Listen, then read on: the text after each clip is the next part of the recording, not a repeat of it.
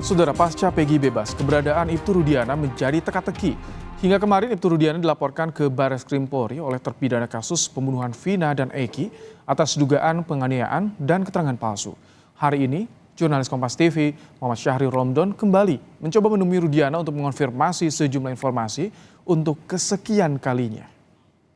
Walaupun sudah terjadi 8 tahun yang lalu ya, 2016, namun tentunya kami memiliki kewajiban untuk melakukan pendalaman. Saudara, Kapolri Jenderal Listio Sigit telah memerintahkan Divpropam Mabes Polri Irwasum untuk melakukan pemeriksaan ulang terhadap kasus Vina dan juga Eki yang belum juga kunjung tuntas sampai saat ini. Kapolri berjanji akan melakukan penanganan kasus ini secara transparan dan akan memberikan informasi lebih lanjut. Hari ini kami akan melakukan penelusuran kali kesekiannya untuk berusaha menemui Ibtu Rudiana di Polsek Kapetakan, tempat di mana Ibtu Rudiana bertugas. Iya, dari kemarinan coba untuk nyari Pak Rudiana tuh. Pegel, Pak. Pegel kenapa, Pak? Iya, tanyain terus ya? Iya, jawabnya gimana? Iya.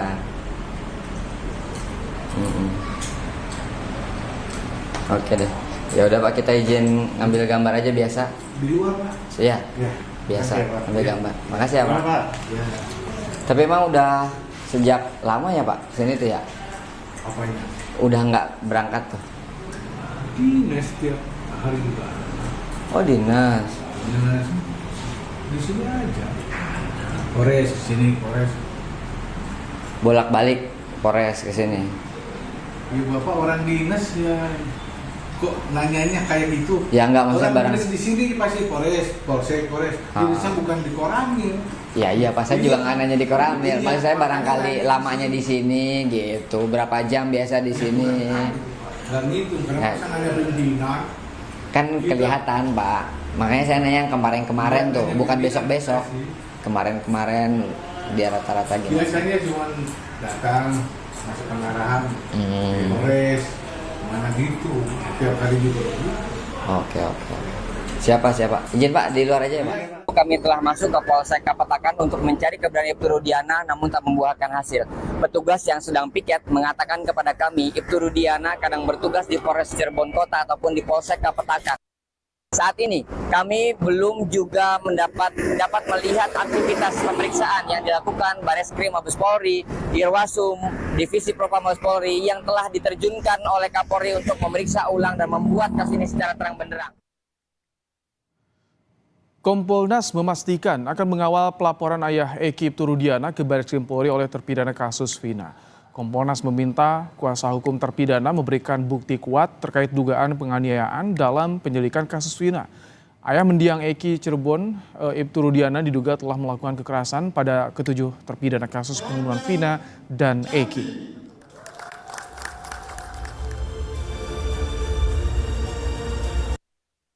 Siapa menjadi penting, buktinya apa juga menjadi penting. Kalau bicara penganiayaan tentunya bicara tentang visum, kemudian mungkin ada foto dan sebagainya. Kami akan kawal terus kasus ini. Terpidana kasus pembunuhan Vina dan Eki melaporkan Ibtu Rudiana, ayah Eki, ke Barreskrim Polri atas dugaan kasus penganiayaan dan keterangan palsu yang dilakukan kepada narapidana kasus Vina 8 tahun silam.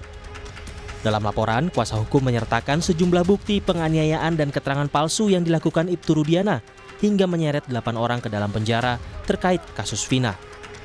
Kuasa hukum memastikan terpidana kasus Vina tak mengenal Ibtu Rudiana sehingga mereka tak tahu motif Rudiana memberikan keterangan palsu.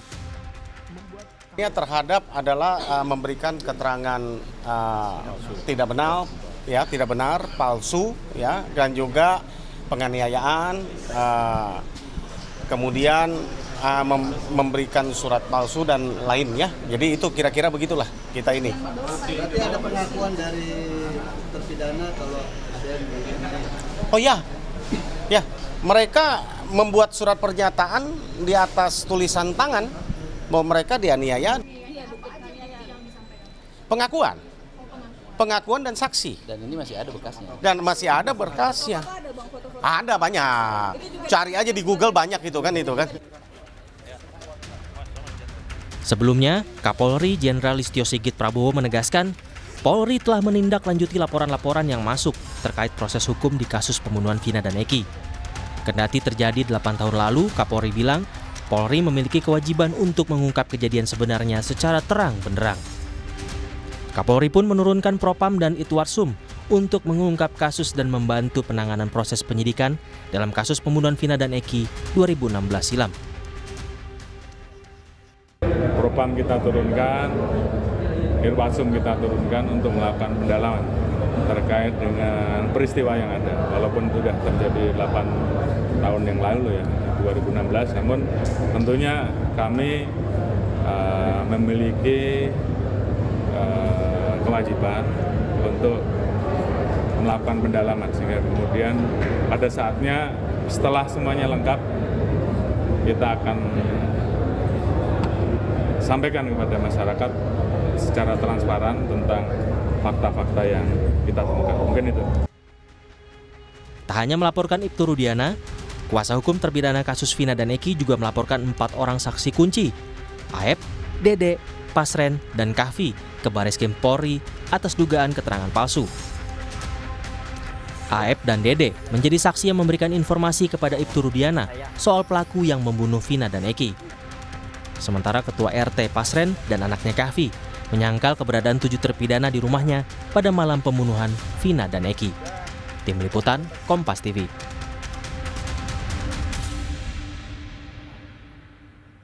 Jelang sidang peninjauan kembali Saka Tatal, tim kuasa hukum mengirimkan surat permohonan perlindungan ke Kapolri, Komisi Yudisial, Kejaksaan Agung, dan juga Mahkamah Agung. Mereka meminta perlindungan dan pengawasan selama berlangsungnya sidang peninjauan kembali Saka Tatal pada Rabu pekan depan. Tim kuasa hukum berharap sidang PK Saka Tatal dilakukan secara transparan, bertanggung jawab, dan independen. Kapolri memerintahkan Bareskrim, Itwasum hingga Propam untuk memberikan atensi khusus kasus Vina dan janji akan membuka kasus ini transparan ke publik. Sementara pasca Peggy bebas, terpidana kasus Vina juga melaporkan Ibtu Rudiana ke Mabes Polri atas dugaan kasus penganiayaan.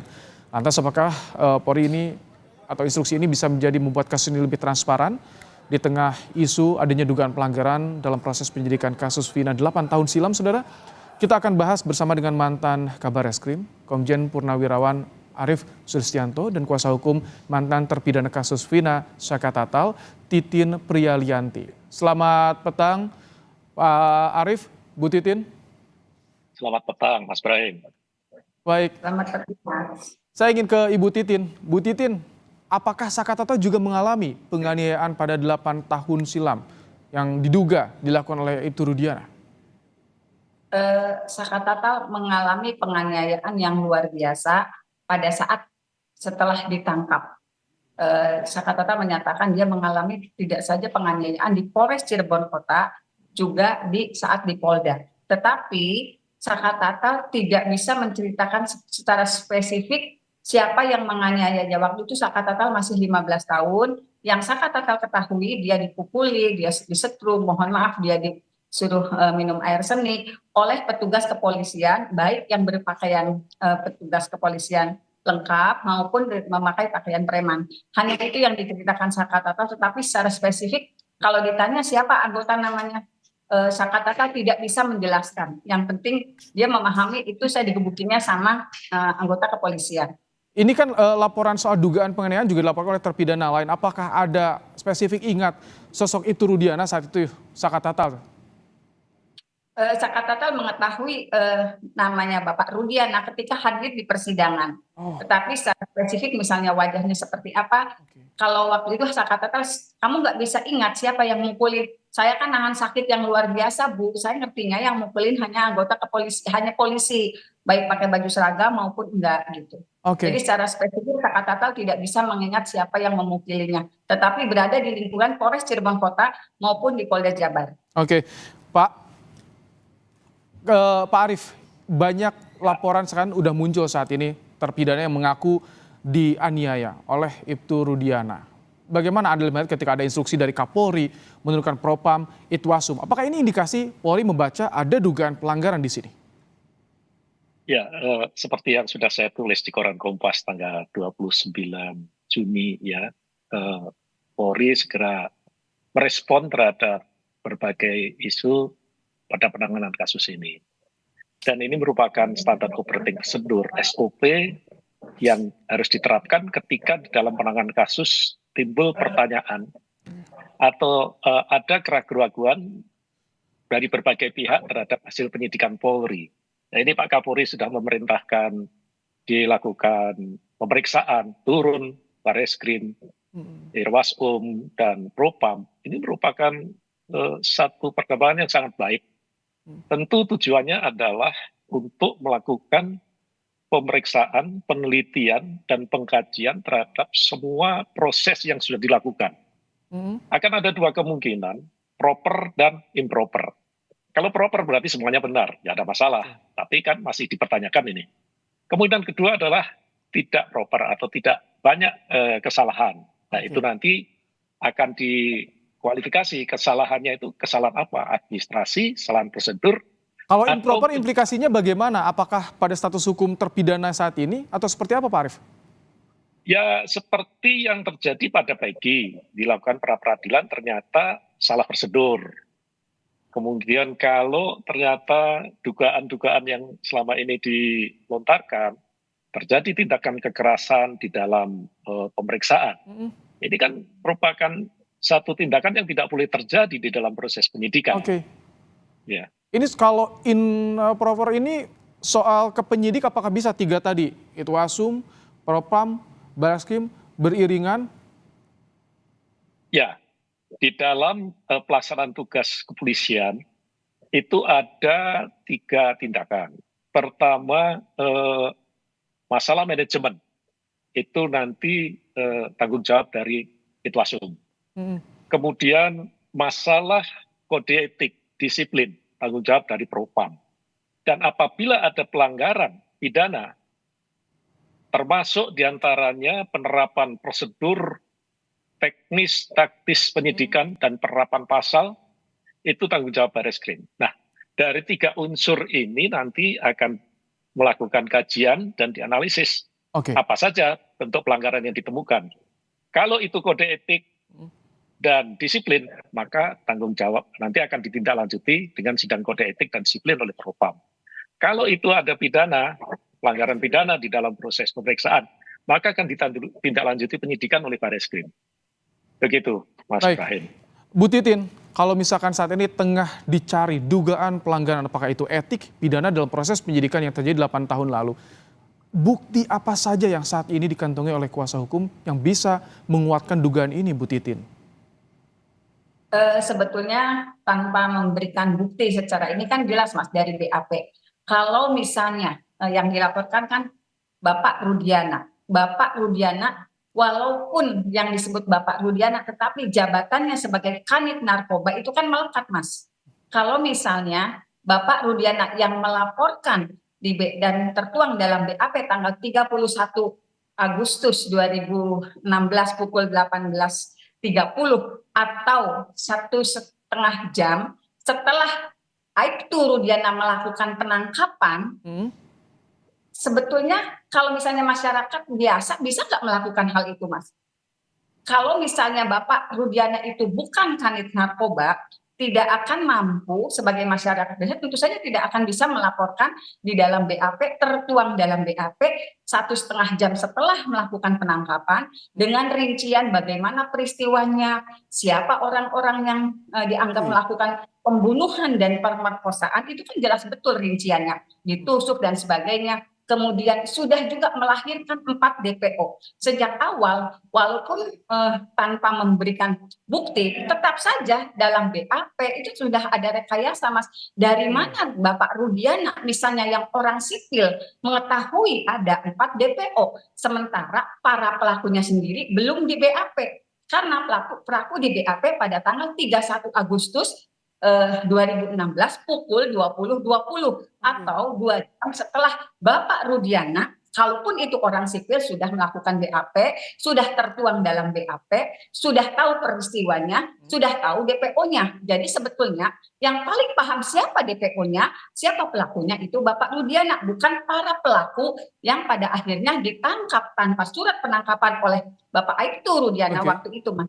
Baik, ini dari BAP pelapor tapi juga bisa tahu bagaimana detail kasusnya. Pak Arief, kalau dengan catatan seperti ini yang Anda tangkap, ini sudah jelas sebuah pelanggaran atau seperti apa, Pak Arief?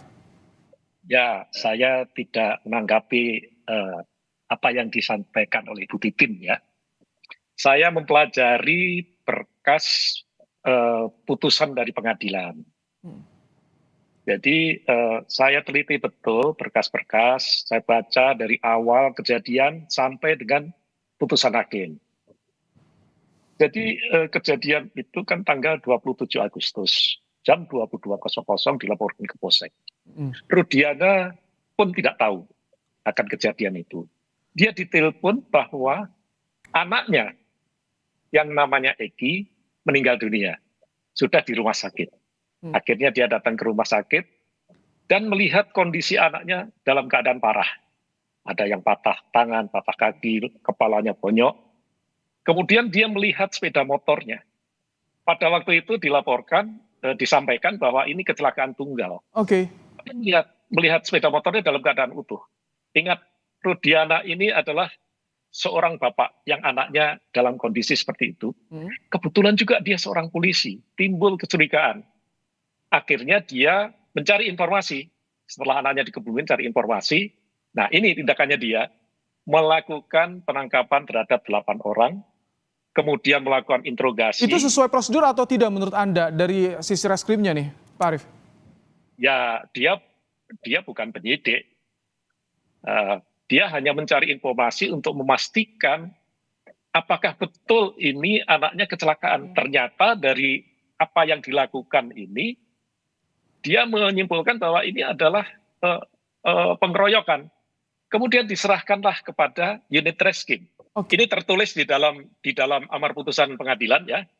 Diserahkan kepada unit reskrim tanggal 31 dilaporkan unit reskrim tanggal 31 Agustus, 1 September baru dibuatkan laporan polisi. Maaf saya potong. Anda tampaknya mengikuti betul bagaimana yang tertuang BAP di putusan pengadilan juga, tapi mengapa ini bisa terkesan kusut ini dan saat ini mengarah ke Ibtu Rudiana, Pak Arief? Inilah yang akan dilakukan oleh tim Itwaspum, Bareskrim, dan Propam. Sebetulnya Rudiana itu ikut di dalam tim penyidikan ini, atau dia hanya sampai pada waktu dia mencari tahu, memastikan anaknya ini kecelakaan, laka tunggal, atau dianiaya oleh orang sampai meninggal dunia.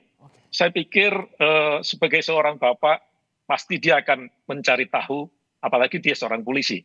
Hanya tindakannya Rudiana, melakukan penangkapan, melakukan interogasi, itu di luar tugas pokoknya.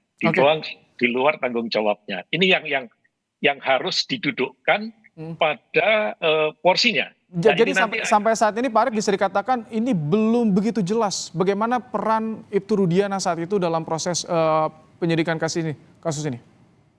Ya, kembali lagi saya membaca dari apa yang tertulis di dalam putusan pengadilan.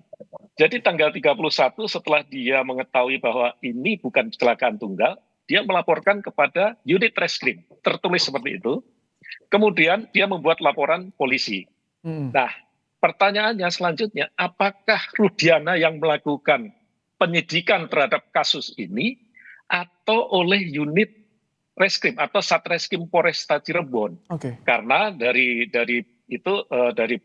dokumen-dokumen yang saya baca di putusan, ternyata ditangani selanjutnya oleh Satreskrim Polresta Cirebon. Ada BAP foto pemotretan, ada sket TKP, bahkan dilakukan otopsi dan bongkar mayat. Nah, ini artinya penyidikan ini dilakukan oleh tim. Nah, sehingga disinilah nanti tugas dari tim yang dibentuk oleh Pak Kapolri untuk betul-betul mengklarifikasi, mencari apa yang benar ini.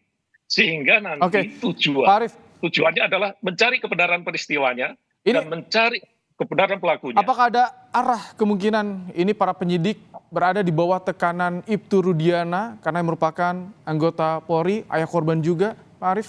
Ada kemungkinan ke arah sana nggak?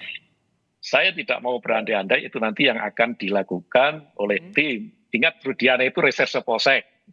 Yang melakukan penyidikan itu reserse Polres, yang dipimpin oleh kepala satuan yang pangkatnya lebih tinggi, dan di situ ada Kapolres. Apakah mungkin ini dilakukan, Rudiana melakukan intervensi? Baik. Inilah nanti yang akan dicari oleh tim dari Mabes Polri. Bu Titin, bagaimana dengan pelaporan Ibtu Rudiana ke Barreskrim ini? Apakah bisa berpengaruh pada PK Sakatatal yang akan segera digelar pekan depan? Sebetulnya masalah pelaporan Bapak Rudiana kan sudah kita lakukan, Mas, di Polres Cirebon Kota. Tim dari Sakatatal juga sudah pernah melakukan itu, tetapi ditolak. Ke Barreskrim juga sudah pernah ditolak. Artinya sebetulnya kan siapa yang bisa membuktikan? Kan sebetulnya kalau melihat dari rangkaian peristiwanya yang harus bisa membuktikan, walaupun misalnya para terpidana itu, apalagi yang dewasa, sepertinya sudah paham, lebih memahami daripada Sakatatal. Karena kalau saya mengatakan Sakatatal, Bapak Rudiana dulu ikut ke dia, udah betul-betul ngeblank, saya nahan sakit Bu, udah nggak bisa bayangin siapa orangnya. Nah, sebetulnya pelaporan itu kan tim Sakatatal juga sudah melakukan, tetapi hasilnya memang tidak sesuai di luar dugaan kita gitu. Tetap saja walaupun kita merujuk pada yang pernah disampaikan, tapi mudah-mudahan dengan tim yang lebih besar, tim Peradi gitu, dengan membawa pengakuan dari yang kuasa, itu mudah-mudahan bisa diterima dan akan membuka seluas-luasnya apa sih yang terjadi. Dari dulu juga saya komunikasi, saya selalu bicara. Kalau hanya dari saya memohon perhatian justru dari Kapolri. Untuk membuka tabir ini seterang benderangnya. Gitu, Mas. Saat ini sudah ada upaya dari salah satu terpidana yang membawa kasus ini ke Barreskrim Polri. Terima kasih Ibu Titin Priyalianti, kuasa hukum dari mantan terpidana kasus Vina Sakatatal, dan juga mantan Kabarreskrim Komjen Purnawirawan Arief Sulistianto telah bergabung dalam program Kompas Petang sore hari ini.